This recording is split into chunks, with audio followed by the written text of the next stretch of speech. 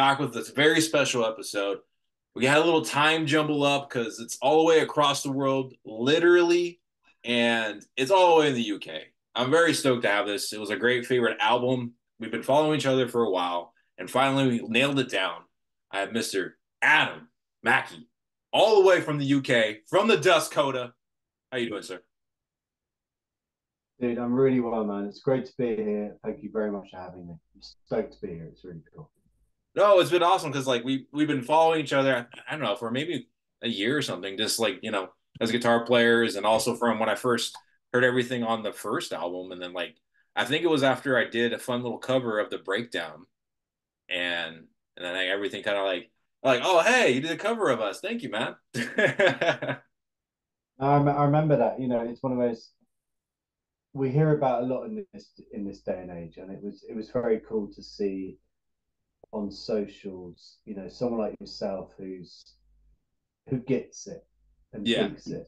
yeah. I saw this cool cover of the riff, and I was like, "Oh, cool," whatever. And I was like, "Oh no, this guy gets it. He's got good taste. He knows what he's on about." So yeah, it's been like you say, it's been about 2 or 3 years. So it's cool. It's nice to finally meet and chat, right? Yeah. Officially, everything is now kind of like we're going still in the digital age as people going and traveling and stuff. And also, I remember I did it on for a Limbo Man as well because I love that riff. Limbo Man is freaking such a fun killer riff. Um, but it's great to have you and happy New Year, happy 2024. How did you celebrate New Year's and all that good stuff? Oh, thank you very much. Back at you. Happy New Year. Celebrating New Year's. Without sharing too much, it was meant to be. I'm at the age now where I'm like, rather than have a massive night that you build up all these expectations. Me and my wonderful girlfriend were like, let's have a great day. Let's have a great day. So we have this like, and what I mean by that is like, we booked a really nice lunch. We're gonna have this great boozy day, have a really great day in London. But then my brother came in, and he had other plans. So it turned from this great lunch into a great evening and blah, blah, blah. So it got quite full on. But you know what? It was a lot of fun. It was really good. So can't complain. Can't. I'm still alive. I'm still here. I survived. I've had a lot of friends that did that too. They did a New Year's like day on New Year's Eve instead of like a New Year's night and did it like the whole day thing. And I think I want to try that Yeah. next time because that sounds like a way more enjoyable than being I'm gonna party to midnight and then hate my day the next day. Yeah. I tried. I failed. But next year, I'm on it. I'm on it. Well, you guys in the Dust Coda, you guys actually finished off the year on a very high note back in November, Yeah.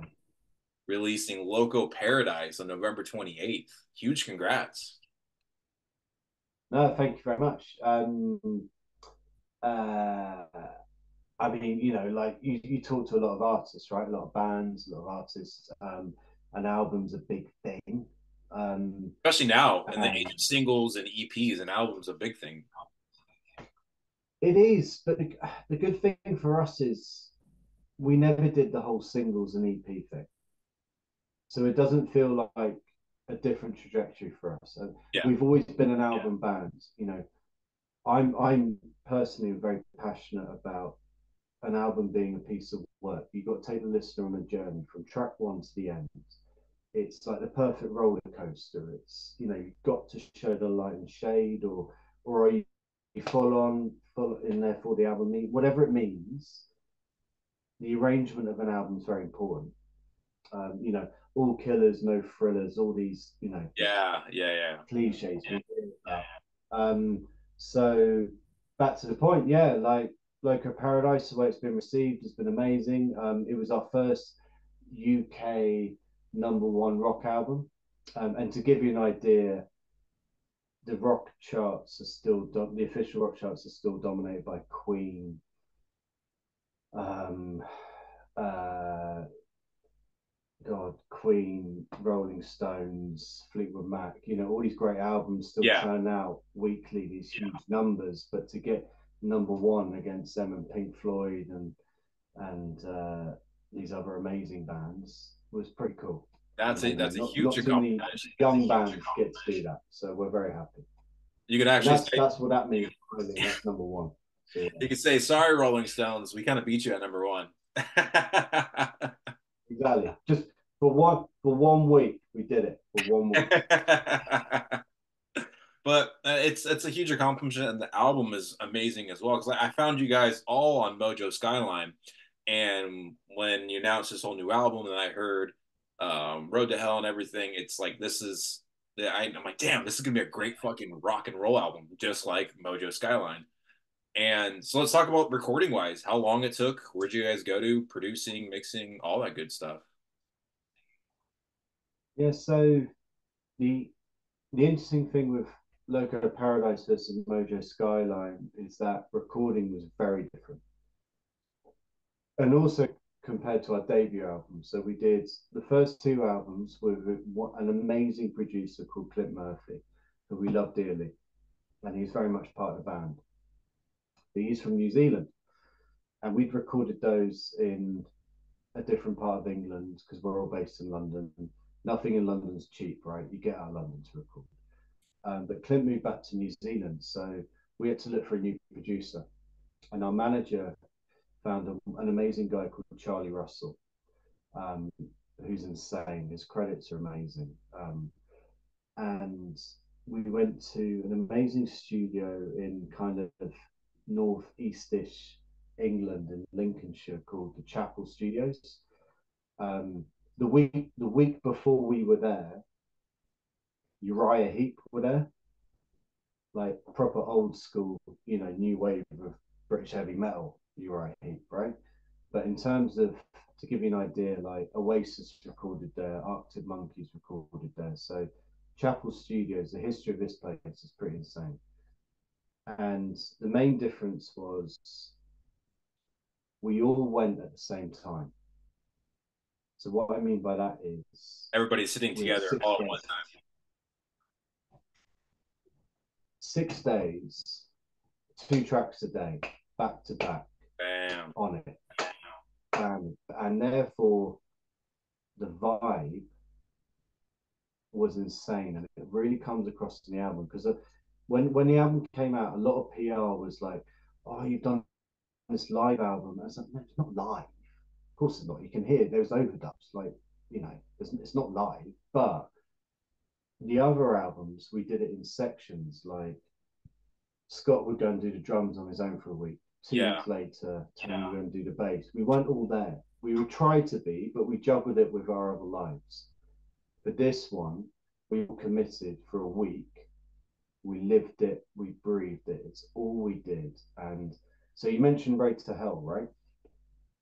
The opening track, and it was like it's a rock song. That for me sums up the recording perfectly because that was a great example of I think it was the third night. We were ahead of schedule, and it was like, right, what's next? Road to Hell. Right. Tell you what, we got time. Why don't we get so we're ahead of schedule. John, Scott, don't do the drums. Scott smashes out the drums in like an hour and a half. It's a rocker. And everyone was in a good mood. Like, yeah, cool. Like, Tony, do the bass. And Tony is the most insane bass player on the planet, right? We call him Tony Two Takes. Every song he only did about 20 minutes. No, literally. The poor guy did no work. He did 2 takes on every song because he's that good. But he had a great time. So then he's done basically before you know it, it's 4:30 in the morning, and we finished the whole song. But the vibe was there because we were all Yeah. there. You're pushing each other. You're buzzing off it. You're enjoying it. And um, so in terms of recording it, it was we underestimated actually how much we enjoyed doing it all together like that. And therefore, personally for me, I think the drums on this album are insane because they're not cut up as much. And the drum sound on that album is just amazing, personally, for me. It's So funny how yeah, there's a lot more of a live vibe, but it's not like you brought up like you're sitting there as a team and playing everything. I mean, this you're getting a vision when I'm because like you said, you did it in parts before. Everyone go in during a recording. That's kind of like the modern way now. of people coming in. All right, I'll lay down my tracks this week. You'll lay down your tracks next week. And it's a separated, kind of disassociated way of recording, and that's the modern way. But in a way, you did back to the, I guess, original old school way of, hey, we got to block a time for a week. We're all going to be here together, and the energy is going to come forth. Do you think that was better that way versus doing it the time management in parts? Um, who, it's a great question because Mojo, I wouldn't change. It's amazing. But then we've got this album Loco, and I'm like, that sound amazing. I wouldn't change it either, right? Yeah. Do you know what I mean? So, but you mentioned a great point, like old school, proper old school. Was like back in the day when money was no problem. Bands would go and they would they would write it in the studio, right? We labels don't have the money for that. No, Right? I The mean, music, the money is in the industry now. So what's good about us, and this goes to it's a bit of a segue, but for your audience and your listeners, like we're a four-piece rock and roll band, right? And the way we do things is we track demos live. We go to a studio. Another point, part of our pre-production is we go to a studio and we make demos live, and it does two things. The main thing is we give those demos to the record label, Earache, who are amazing, by the way, and they go, great, make the album. Here you go. Here's the money. Go make the album. So that's important. But the second thing is, as a band, we're tight, we're prepped, we're tight, we're hungry. So you can only pull off going into a studio for 6 days to make. I think we did 13 tracks.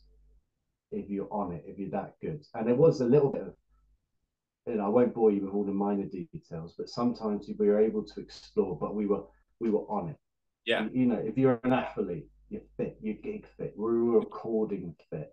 It's like All what's the his name songs we were from doing stuff. was it the UMG? God, what's his name? I'm sure you've seen him on YouTube. The producer out in Canada. It's like you come into the studio, make sure you know your shit. You're here to record. You know Yeah, your yeah, shit. yeah. Yeah, Time is money. Time is money. Like producers, like if you're crap, great, I'm still getting paid. Like studio's still getting paid. You're the one who's not coming out of the product. And the great thing about us is we were so passionate about the product, which is the songs. We were like, these need to be great. yeah. Not slacking.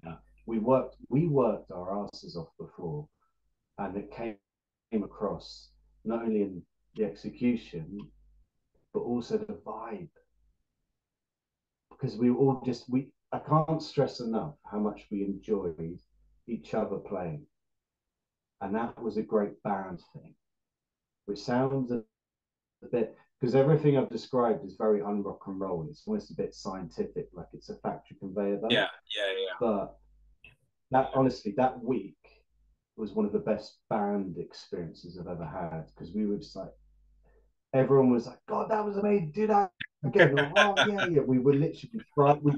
We buzzed off each other. We got so into it. It was just it was beautiful. And that for me, that comes across in the album really, really well, which is all you want, right? And that's what I say is the spirit of rock and roll. That's what it is. And you guys put that in and out. Oh hell yeah. Oh hell yeah. Like we didn't hold back. We went for it. It was great.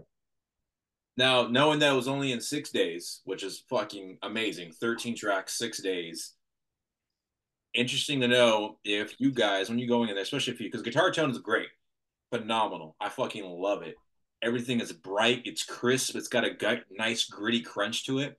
Were you using, were you using studio different guitars, or were you using your own personal ones you brought in to record?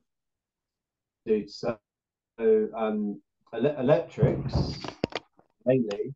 That where's my finger? There it is. That's my main Les Paul. So that was my main riff and attack and solo guitar, which is uh, top of my head. I bought that in lockdown, so that's like a 2018 Studio Les Paul. I was lucky enough to then all the other albums, you've got, you don't have to, but you need a telly somewhere. Because a good telly is the most amazing studio guitar you'll ever have. The cleanness, the breaks, the resonance of it. So I lent a Graham Coxon, the guy from Blur, a custom shop telly from a guy, and I got the most amazing acoustics. This I had a 1974 Martin that I borrowed off someone, and I had this G series Gibson, which was stunning. Otherwise, it was mainly that Les Paul you can see over my shoulder now. Like that's my main guitar, basically. So a And lot of it is that. But fun to always ask because when you're going through, you're always certain guitars have certain tones for the stuff that you want and write. You may have a great riff that you think sounds great, say on your Les Paul, but you're like, hey, let's try this and put it on a Strat and see how it goes in there, and you fall in love with that Strat sound. You mentioned Limbo Man, right? My Yeah. last album. That's a great example. I played that on a telly Oh, all right. because deliberately because I mean, it's a Metallica riff, right? Yeah. Bam, bam, But bam, it, bam. yeah, and the chug, and it's like if we're gonna do this, we can't sound like it can't be humbuckers. You can't sound like it. So we had the idea was like let's be not the Struts, what they're called. Oh, I've forgotten. Great New York band.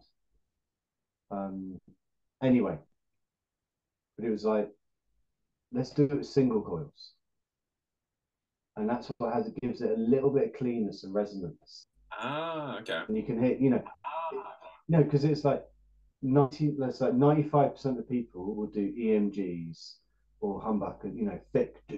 chug. Mhm. It's like no man, like what would this I'm going to shout a band name at you in 10 minutes and you'll see what I mean. But it's like what would they sound like if they did Metallica? That should be the vibe, and that was a great thing of it. It's heavy but it's not condensed. Yeah. We don't overdub. We don't overdub a lot. We hardly overdub, which is important as well. We like the space and the shimmer. Now it's also interesting to know on recording wise, were you specifically going in old school tube amp style and recording, or were you going in and doing some kind of DI work using some kind of simulation amp modelers they have on their program? Great question. So when we met Charlie, our now new producer, he asked the same thing, and my immediate reaction was like, "Look, I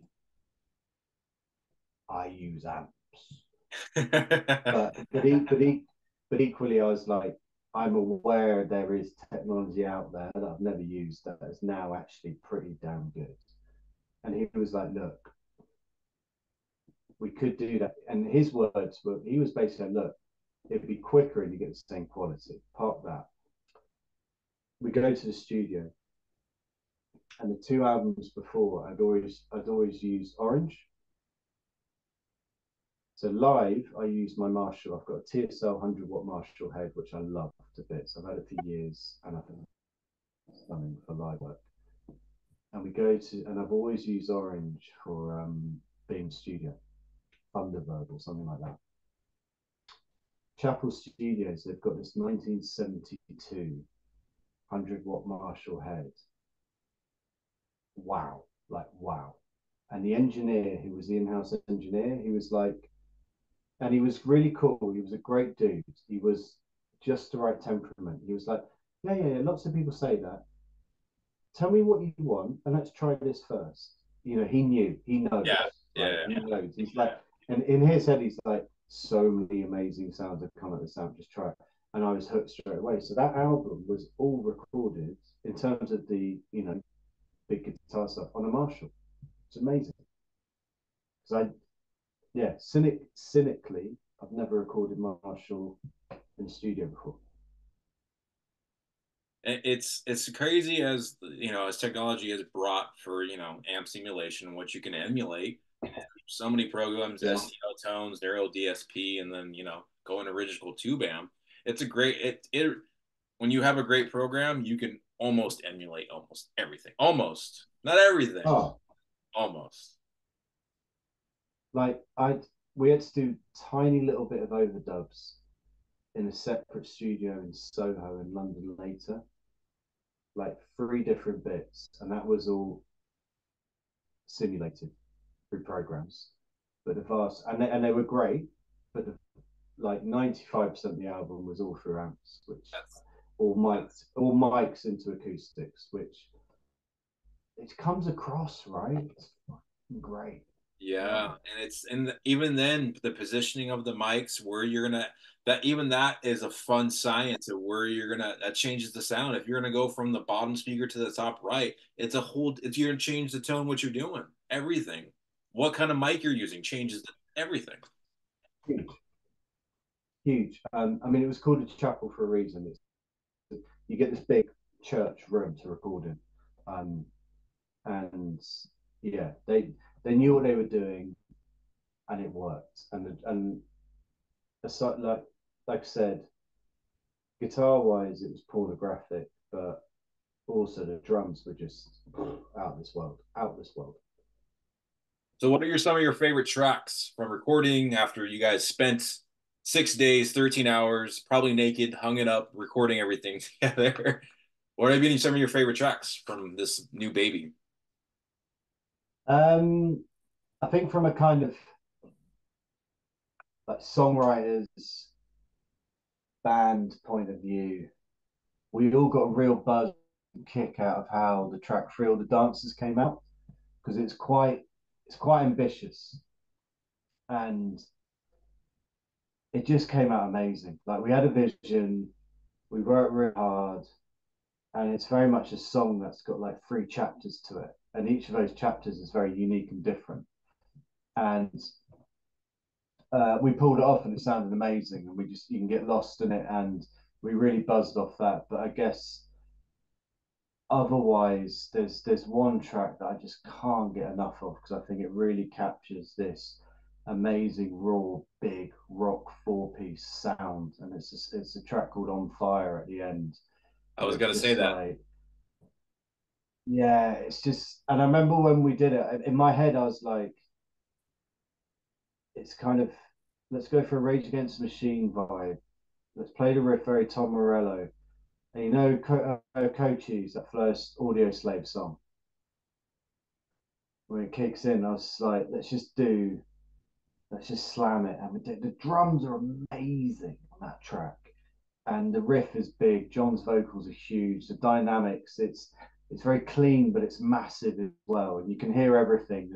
It's good space. Do you know what I mean? Good production space, but it's big. It fucking jumps out the speakers. And yeah, I love it. Can't get enough of it. I was gonna say on fire as well. I was blown away by that. I was like, holy crap. And then of course Road to Hell. That's an anthem song, 100% fucking catchy, riffy. Call Out the Dogs, Rock and Roll Paradise too. Nice. Cool, man. I mean, what's interesting is because you may or may not let listeners know that we first started chatting yesterday, right? And it occurred to me, it's like, crap, you know what? I haven't actually listened to the album properly in a while.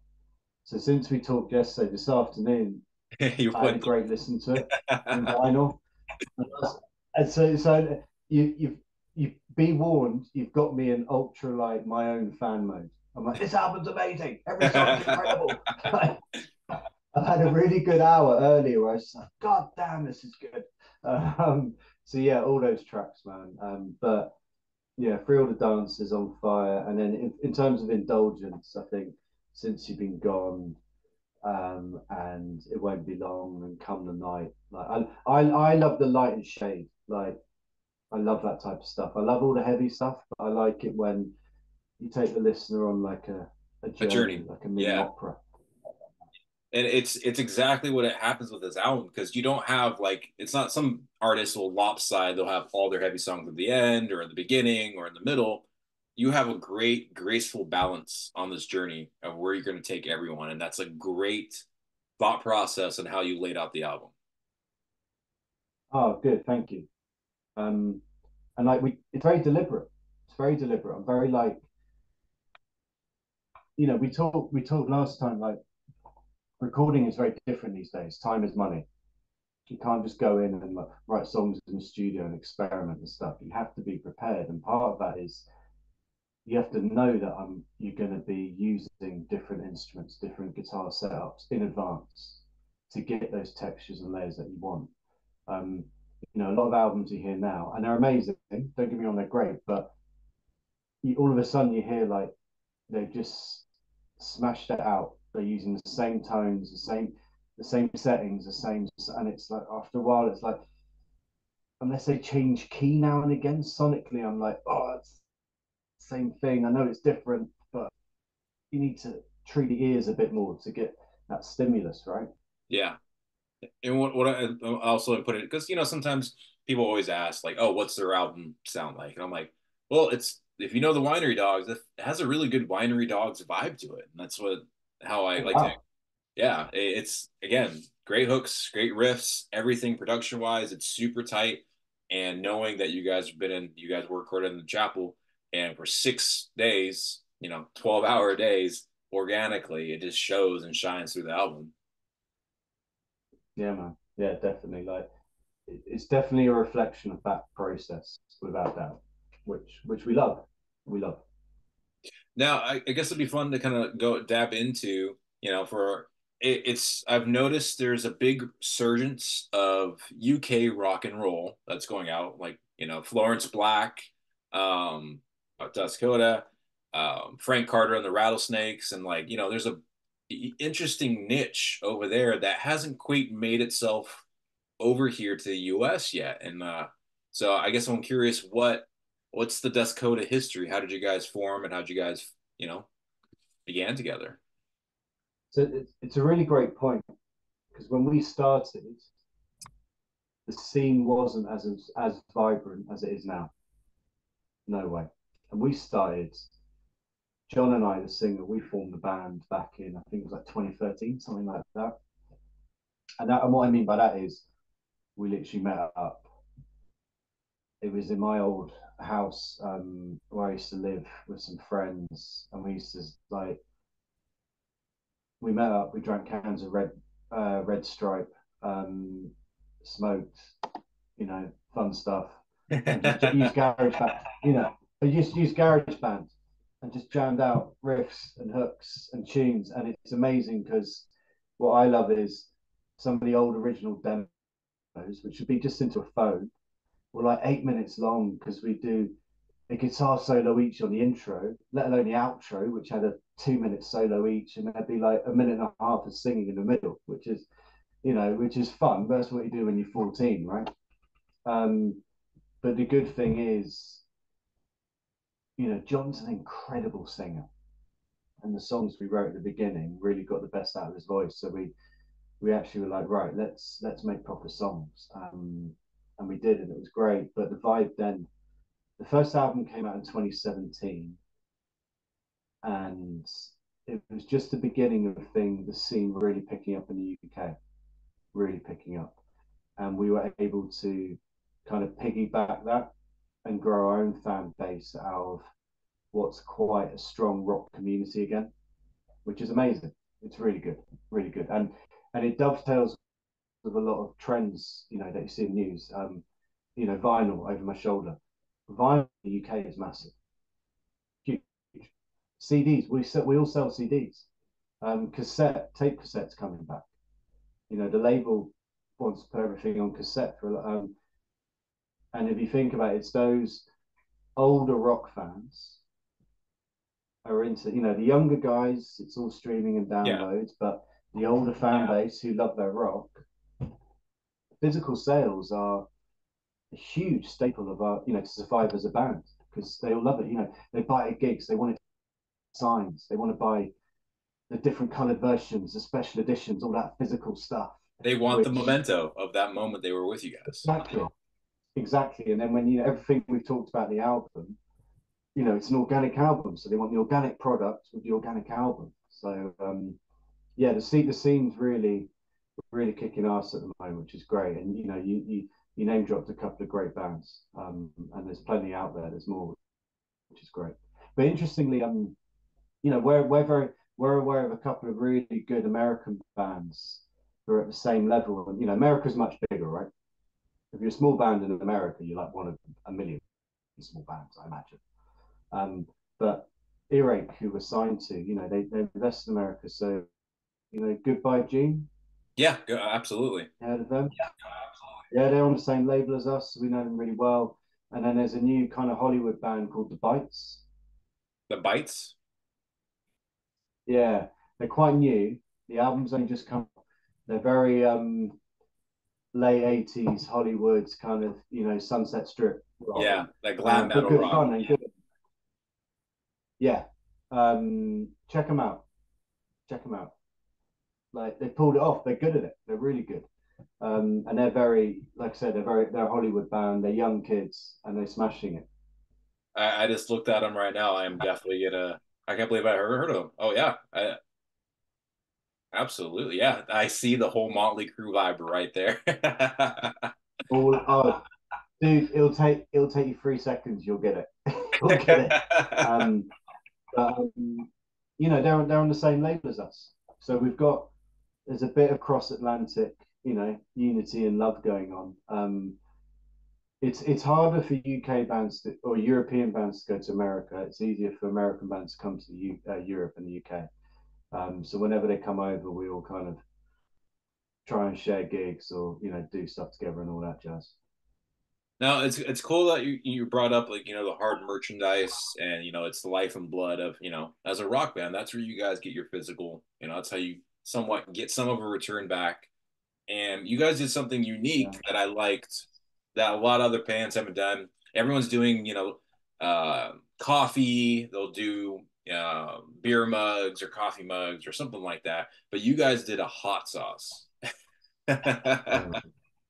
That's pretty cool. I don't know who came up with the idea, who was a chef behind it, but that's a pretty unique idea. It is. It is. And Basically, it was all in. It was my idea, and it was all in the name because first single from the last album, Road to Hell, and I was like, you know, hell, fire, flames, blah blah blah, and I was like, hot sauce. Let's make a hot sauce called Road to Hell hot sauce. Like, and then you know, from a branding point of view, on every bottle, we should put a QR code that takes you straight to the song on Spotify. Because when you're in an album campaign, that's when you get all the buzz and you know, from a business point of view, a boring point of view, fans will buy anything with your name on it. But I was like, this is really cool. And also, it's a way of branching out because, as I soon discovered, like certain hashtags on Instagram, the hot sauce world is massive. Like, if you just tag certain things, all of a sudden, um, you know, we just got a few made, like a couple of hundred bottles made, knowing that fans would love it. And it's a great, you know, it's a good different thing, as you mentioned. Next thing you know, I've got different parts of the country contacting us, going, "Yeah, can I have 25 bottles?" And we're just having to make more and more. It's brilliant, but because so we didn't make it. I live in a place called Peckham in southeast London. It's got very good history, but there was a really good local chef who owns a burger restaurant and he makes his own sauces. So I reached out to him. Do you want to do a collaboration? He was up for it. He loved it. Turns out he was a huge rock fan, and he's won awards. Like he knows what he's doing, basically. So we're really lucky. He's made this sauce, and it's really good. It's more than a gimmick. It's a really good sauce. So it's pretty cool that we've not too many. It hasn't blown up, but we've managed to gain a few extra fans in the hot sauce community, which is pretty cool, right? But I'm really glad we did it. It's great. It's good fun as well. and I love the skull wings road to hell. And I was hoping All that that. that design should be on a merch shirt, 100%. Yeah. It's so we sell the you can get the t-shirt of the label of the hot sauce. There's a separate T-shirt you can get with it, Yeah, that and that that sells very well.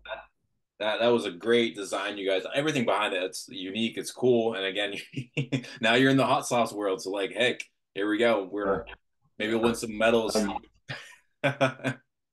Um, I'm very lucky. My beloved girlfriend, she's a graphic designer, so she did all the stuff in house, and she plays in rock bands as well. So she gets it. She was like, right, Skull on Fire, I've got it. Leave it to me. So that's pretty cool.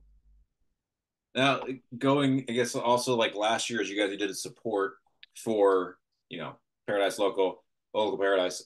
You guys played a lot of shows and also finished off the year on a pretty cool festival on December 1st, if I was correct. A nice big, it was a huge, big rock Yeah. festival.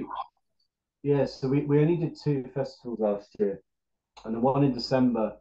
I don't know. I mean, I have no idea if you guys are aware of it. Probably not, because to us it's big, but it'd be small compared to America radio. But the main rock radio station in the UK is called Planet Rock, um, and they're very much the go-to main rock radio station, probably in Europe as well, to be honest.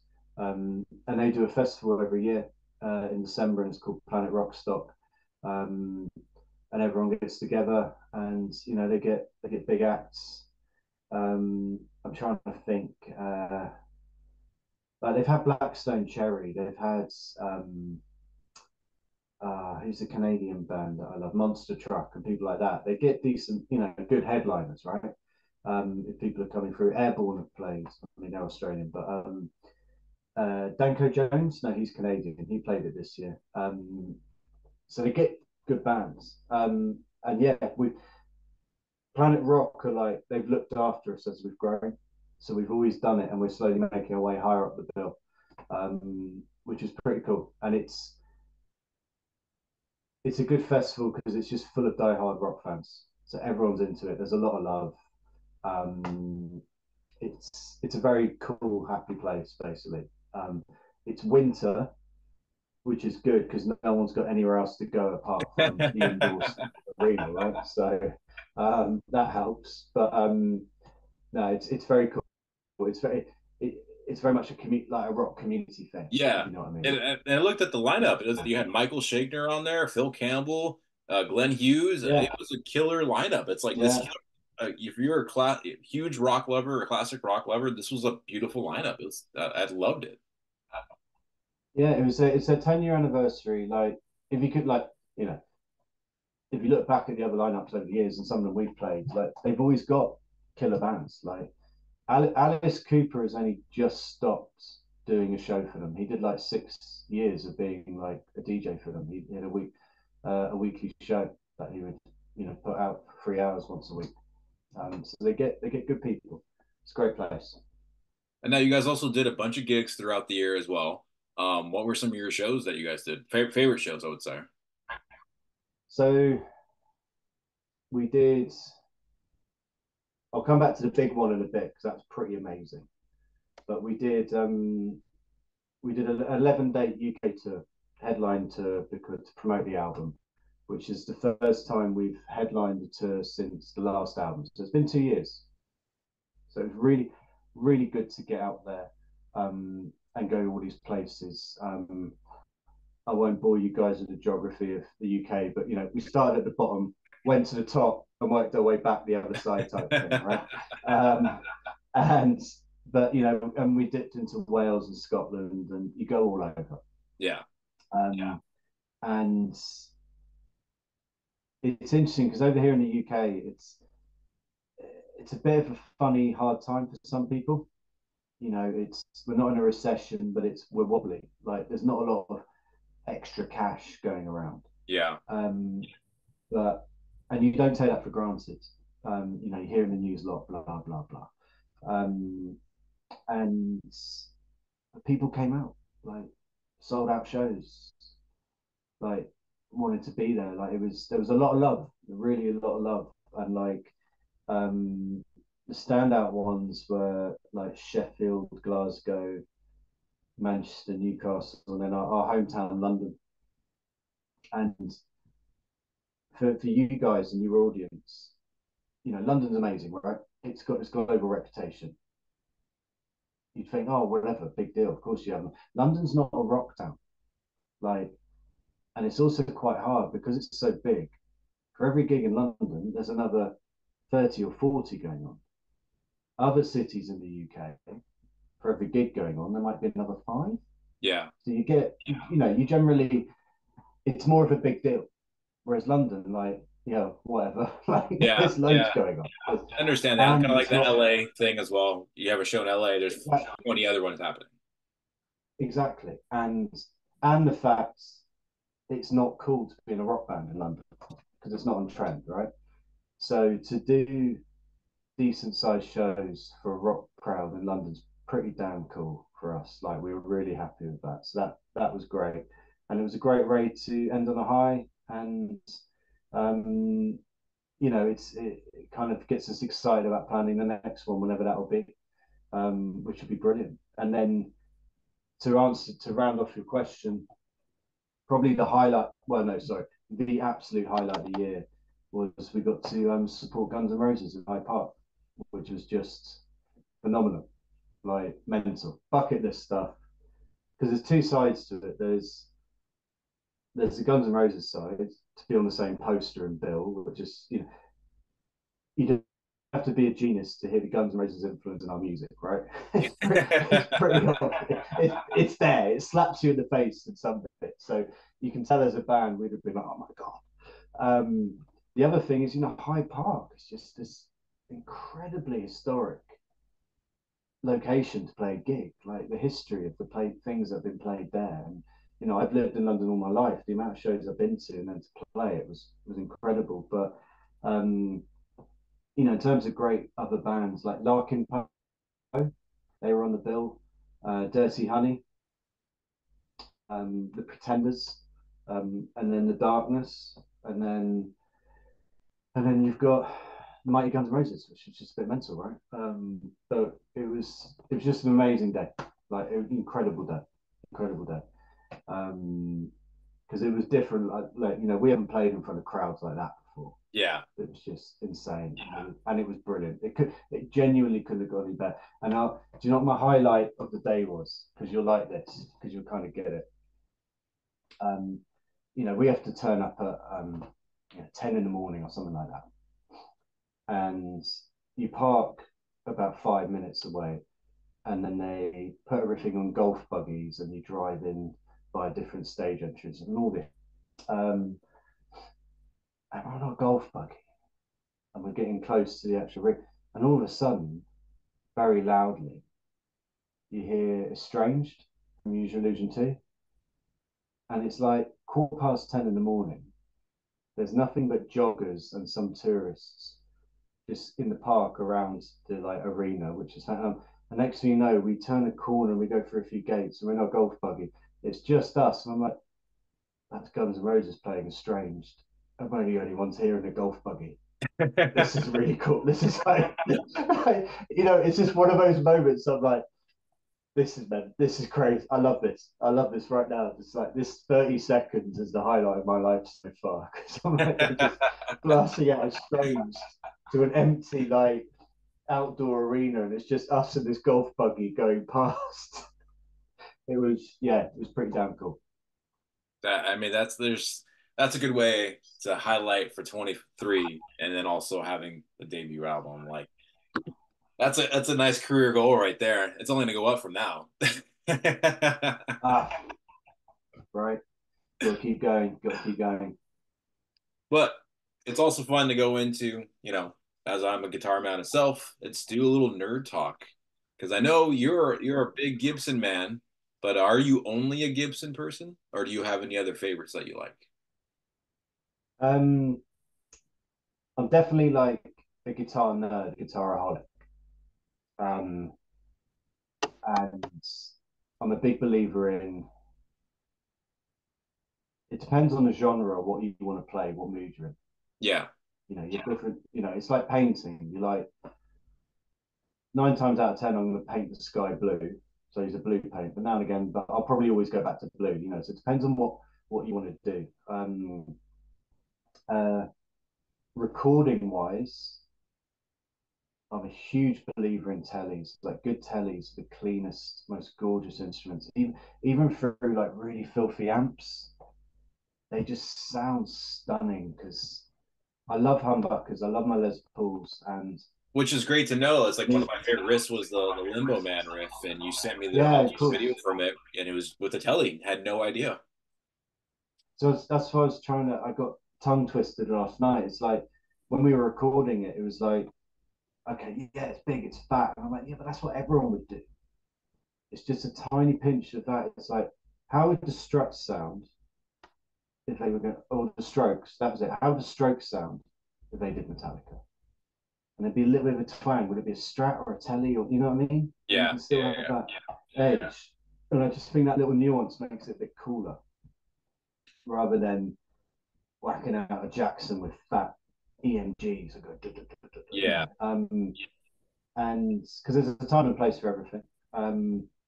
But you know, I had like, I've still got it somewhere, but I've got like the Joe Satriani custom model Ibanez I got from my, and I love that. Absolutely, you know, it's like that's like my hot, you know, it's my Ferrari. Now and again, if I'm in the mood, I'm like, oh, I'm gonna get the Ferrari out, and I'm like, oh god, this is amazing. Like the neck's completely different, right? And it just makes you do different things automatically. Equally, I still love my night, you know, my very first guitar, which was the Spanish nylon string thing, and it's lovely. So um, for the Dust Coda for the band, it's it's that Les Paul sound because John, who's a great guitarist as well, he plays Fenders, so he's got this Telesonic. So you get that. It's that Guns N' Roses thing, you know, Izzy and Slash, yin and yang, and it helps fill noises, and you can hear the difference rather than them clashing or just overlapping. Yeah. Um, that really, you know, he rings out a lot with nice, bright, clean stuff. I do more of the riffy stuff, and therefore we don't clash. But I'm really, really lucky that this year, Gibson UK, um, I've got involved with them, so they now lend me guitars and stuff. So I'm just having fun with that. So a lot of the live pictures now, because I'm like, I've got the Les Pauls. Have you got a Flying V or an Explorer or an SG? And they just lend me fun stuff, and it's great. And Hell I'll yeah. tell you what, it's the first time I've ever played one, and I fell in love. They gave me this Explorer. Wow, loved it. Absolutely loved it. Like the feel of it, the action, pickups in this. Loved it. I thought it was great. So I'm a bit into Explorers now. After that, to be honest. I start writing some Metallica riffs. Yeah, yeah, completely, completely, right. Um, um, and if I won't lie, playing Limbo Man felt great. Just chugging away on 5, I was like, yes. So Bring up that bottom end, get some little extra like gun, gun, gun, gun. exactly right. Um, so I really wanted to, and I'm gonna do it at some point because some of the songs on the album, and it's pure just self-indulgence. I was like, I could get away with double neck here. I could get away with a double neck. It's, you know, 12 on the. I was like, I could do it. I could get away with it. I could do it. So I definitely want to try and tick that box if I can at some point. Now, also, I know you're a Marshall dude as well. So you brought it up what you'd like to do recording wise. And is that same thing for your like a home rig and touring rig? Or are you also going to do that? Is it the same thing? Yeah, like full credit to Marshall. I've had the same amp since I was for 20 years. Holy shit. Same head. JSL, yeah, JSL, sorry, JCM 800. It was a TSL 100, which was a NAF thing 20 years. It's triple super lead, so there's 3 channels. I've only ever used one. I don't need the other channels, but I wouldn't. But you know, at the time, it was like, oh my god, you've got 3 channels, clean gain and lead, Yeah. which felt great. Um, the gain channel is my baby, and I wouldn't change the amp for the world. I think I've changed the tubes once, and I've toured with it to the world. I've never used it live. It doesn't sound great. Like, sorry, I've never used it in the studio. But live, it's phenomenal. It's my yeah, I love it. Now, we dabbed before. We talked about the future of, like, how we doing. Like, we talked about it recording wise and how they have amp simulators and going all tube and whatnot. How you guys are recording, and now it's kind of fun to ask at what touring, as you use that as your touring rig. Do you ever see yourself making that transition to using a Helix, Fractal, or the quad core, this economic musician for touring, essentially?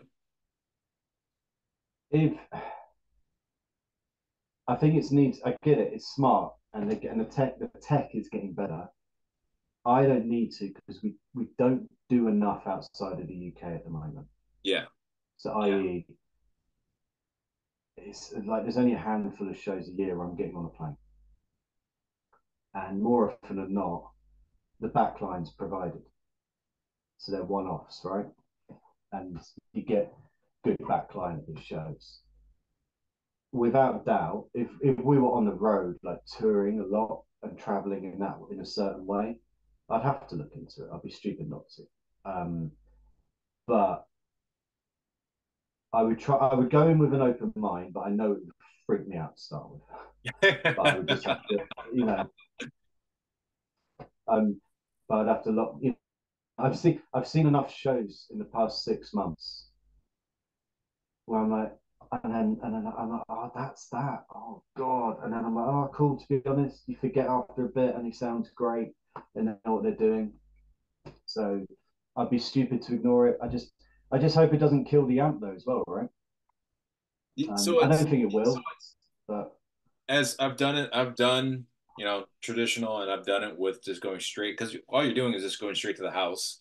And the biggest thing I do have to say, like, feeling wise, is obviously you're just not feeling it behind you anymore.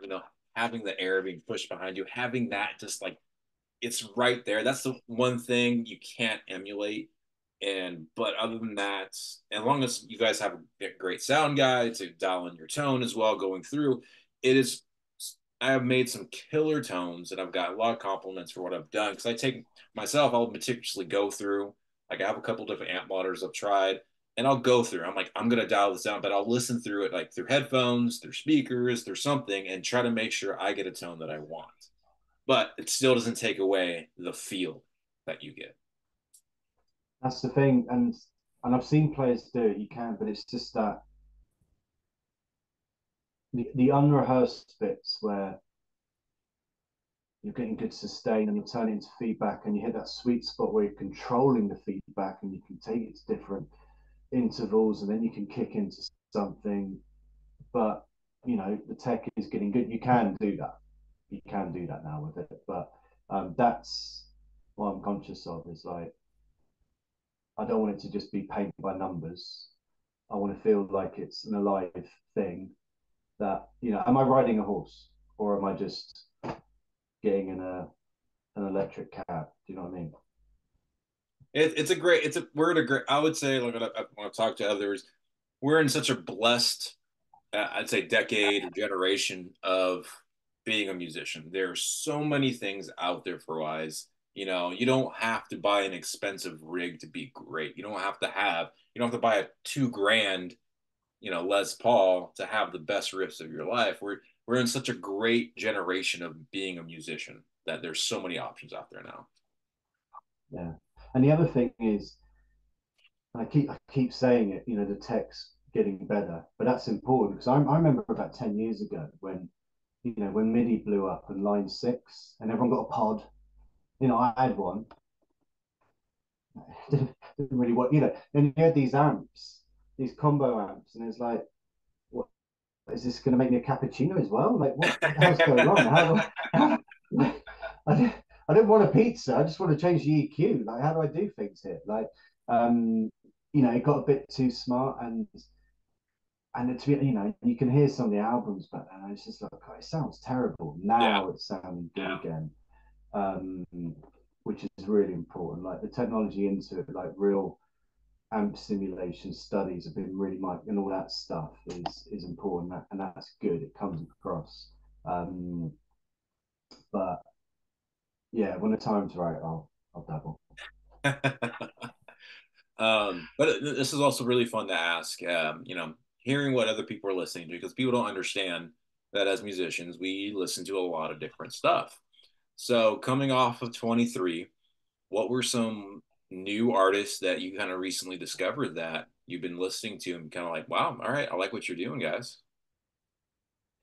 So um, I'm looking at my phone because I was on Spotify in the gym earlier. Have you guys heard of a band called Royal Republic? Yep. Hmm. Yeah, so they just dropped a new single. I'm a big fan of Royal Republic because they've got that rock thing, but it's so tongue in cheek, and they push the boundaries with kind of like dance pop. And I don't know if you've heard the new one. It only came out a week, like in the last week. They've just gone for it, like full on. Like this, it's like something you'd hear in Baywatch in the '90s type thing. It's that. It's really, but it's just got these chunky riffs as well. Like, I love them. I've got a soft spot for them. They're good guys, fun music. But um, I loved. There's a UK band called Reef. Not They're familiar pretty with. old school. Not yet. That's right. They were very much part of the '90s Britpop thing, but they were a bit like, so that's how old they are. And they had this big break. They had this huge single that blew up. Blah blah blah. They did an album, I think, 2 years ago, and the production's amazing. I love it. I keep going back to it. I think it's stunning. Um, Otherwise, in terms of like tips from me to you and your listeners, in terms of the UK scene, there's a great band called These Wicked Rivers.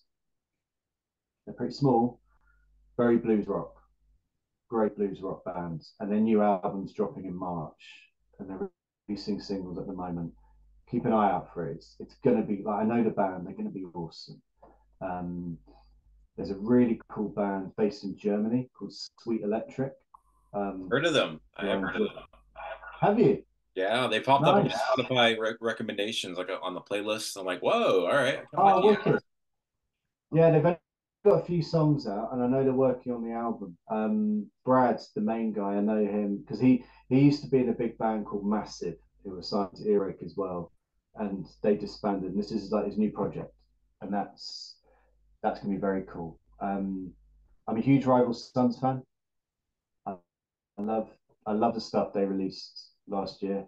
I thought the album before, Feral Roots, is one of the best things I've ever heard. I just think it is stunning.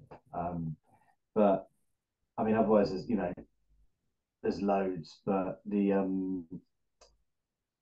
Greta Van Fleet album, I'm getting into slowly. I still can't. Um, I understand why everyone loves I know them. what you mean. I know what you mean. I know what you mean. But I find this album less effective. I'm just enjoying it. The Yeah. one, some of the stuff before, I just for all the reasons that's been discussed. But I just, we'd have to go to, but I couldn't. But this album, I'm like, cool, man, like cool. But yeah, there's loads of stuff. And then my girlfriend's band, they're called the Hot Damn. They're female rock bands here in The the hot UK. They're doing damn. really I like well. that name. Yeah, now check them out. Like their album's going to come out. I don't know, God knows, April or something. But they're going to be really cool. They're doing really well, so I'm really excited about that. And yeah, there's a band called Doomsday Outlaw. They supported us on our UK tour in October. Their last album's really good, really good. Um, but otherwise, I would encourage you to check out our label's roster. They're very much new bands with Yeah, I'm gonna check out the bites some definitely, and I'm gonna yeah, check out your girlfriend's band, the Hot Damned, as well because I like that name. no, It's a great dude, name. no, it's really cool. Like they're pop rock, but they're smashing it. And Goodbye June, I love. I'm excited. I've just seen today that they're filming a music video at the moment, so I'm like, cool. That means new music's coming. Um, I, an ambition of mine, like Guns N' Roses tick. But an ambition of mine is I really want us to record an album in Nashville. Oh, Just a like, oh my god, Nashville, and we'll have loads of fun. But I just, we talk about gear earlier, and you can hear it on the Goodbye June album. I'm like, every instrument is stunning, and it was probably just lying around. Like, oh, they borrowed this amp from that studio. Oh, this SG was from here, or that. There's and you can just hear the quality because it's so clean. There's nothing to hide behind. There's There are not too much so compression. many great studios in Nashville. I love Nashville. It is like a songwriter's music heaven. Yeah, exactly. I'm like, if we've proved that we can do an album in 6 days in studio, I'm like, right, how do we get the money to do it in Nashville? Because you know what, the inspiration, the instruments, the rooms, the mics, the sound of from what we do will just be insane. So yeah, it's very But much also, if you on guys the want list. to do a show out there, I know I have some great friends with some great bands out there that you would fit amazing. You guys would be a Oh, perfect combo together. So it's like if you want to do that while you're there to make something to do, like even add like a first US show, I will fucking be there and I'll get my friends on the bill with you guys and you guys put on a rocking show. that's the thing. We'd have to go for 2 weeks. There'd be a sensible week in the middle of making music, and then there'd have to be like, right, a couple of shows and partying either side because Yeah. you couldn't not. There's some great the Josephines are really good buddies of mine. They're like that southern rock kind of like Blacktone Cherry out in Bowling Green, Kentucky, which is right on the border of Nashville. Great dudes. And there's so many places to play there. So many great venues. Nice. There's a Dutch band called D Wolf, is in DE Wolf, very 70s.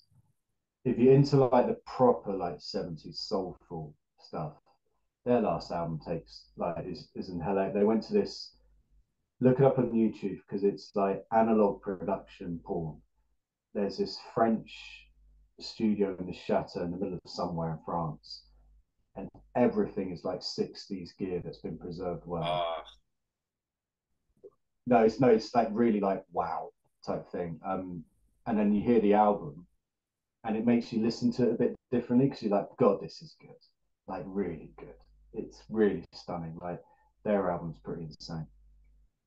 Somebody I would love for you guys to tour with, and they're out in there. I believe in they're in Wales, and I'm very excited. They've released a bunch of new singles. Their album was supposed to come out in November, but they pushed it back. And I want these guys to blow up, and just like you guys too. And you are, I hope you guys tour together. Florence Black. We know them. We've been on the same scene for a while. We've shared stages. They're great guys. Um, for all the right reasons, they're ahead of us, like live wise. They're going to smash it. They're doing big things, and they deserve it. Hey, And I've seen them like a couple of times in the past 6 months. I'm so excited about their new album. I think the first single was amazing because it was it was less heavy, if you know what I mean. It yeah, wasn't yeah, it 100%. wasn't all of a sudden it wasn't like all of a sudden pop and shiny. I was just like, this is smart, you're gonna do really well. And it sounds great. Like, and his voice live, I really underestimate or just wasn't trust me, dude, his voice like because he can play and for a free piece they make a racket. Like they are big. His voice is insane. Like really rate him. And I And they're believe great band. Podge from Bullet for My Valentine is helping produce a lot of their stuff as well. There's some great music history of them. Do you remember that old new wave of British heavy metal? So all that like 70s, 80s stuff that inspired Metallica. There was a band called Budgie. Yeah, yep, I do. Budgie were Welsh, and there's a connection between Budgie and Florence Black. Someone from Budgie knows the frontman from Florence Black. They were mates, and that's why they do a cover of Bread Fan. Ah, which their cover was killer. That's the history. I love that cover. That was Yeah, great. and that's like their calling card for years. And live, it's amazing, and that's why they've always done it. So he knows one of the guys from Budgie. I think growing up, he used to play in like a covers band in pubs or something. Yeah. Yeah.